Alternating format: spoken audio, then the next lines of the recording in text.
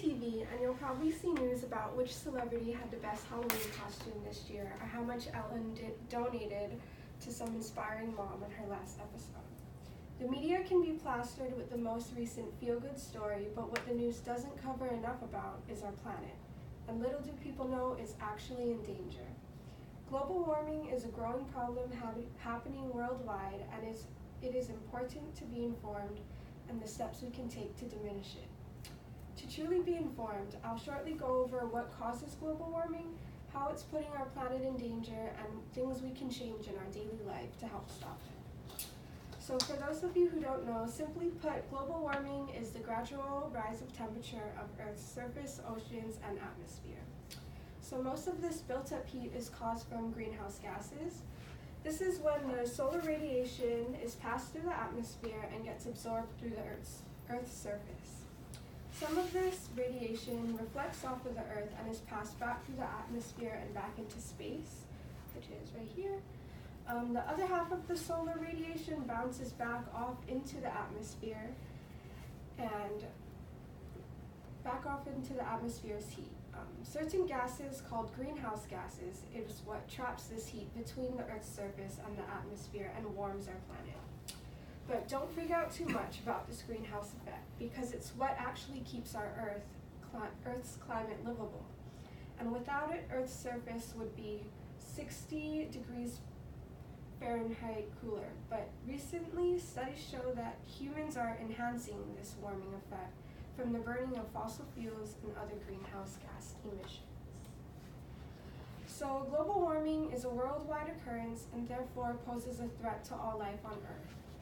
The phenomena of ice sheets melting, which this is in Greenland, I think, are a popular effect known from global warming. With the rise of greenhouse gases getting trapped, the increase of heat is causing these ice sheets to melt, more specifically in Greenland and Antarctica. With all this ice melting, it leads to rising sea levels. This creates a feedback loop since there is less ice to reflect the heat back through the atmosphere and more ocean surface to absorb and trap more heat. And with the melting of ice sheets isn't the only problem. We're in danger too. The rising sea levels can cause many coastal areas where human population is high to be overwhelmed by the ocean. These rising sea levels can also cause extreme weather changes and major storms. These storms can then affect the growth of our agriculture from which humans and animals live off. And as the range of warm temperatures increases, the spread of disease pathogens, which were once confined in tropical areas, can now have the ability to spread to infect plants and animals. So in this picture, this is all of the kind of negative feedback that can come from melting ice sheets. So as you can see, global warming creates this negative domino effect, but it's not too late to help reduce greenhouse gas emissions every day. The burning of coal and oils is the biggest source of greenhouse gas emissions. Luckily, we have solar, wind, geothermal, and hydro energy technology, which are gaining more and more support. Green-powered energy produces no greenhouse gases once up and running. Another thing is take a look around your house and inspect all of your light bulbs. Replace all of your incandescent light bulbs with compact fluorescent bulbs instead.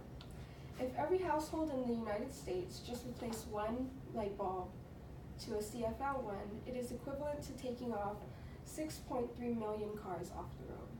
CFL light bulbs not only reduce greenhouse gas emissions, but it also saves money on your electric bill. So as you can see for this one, the incandescent one, it has the efficiency, which is how bright it is. The lifespan, which is the CFL, lasts a lot more time than the incandescent. And then the color rendering. And then the last one. When you do your laundry, wash your clothes in cold water. By using cold water, it eliminates the extra energy needed to heat up the hot water. This can reduce up to 500 pounds of carbon dioxide each year. You can also create a habit to hang dry clothes as much as you can, since it requires no energy. And then finally, experts warn that if the production of greenhouse gas emissions continues at the rate it is now, by the year 2030, we will start to experience these catastrophic climate change. So next time you have the chance, spread the word about how global warming is on the rise. The more people who are informed about simple tips like these to reduce their carbon dioxide footprint are one step closer so we can help save our planet.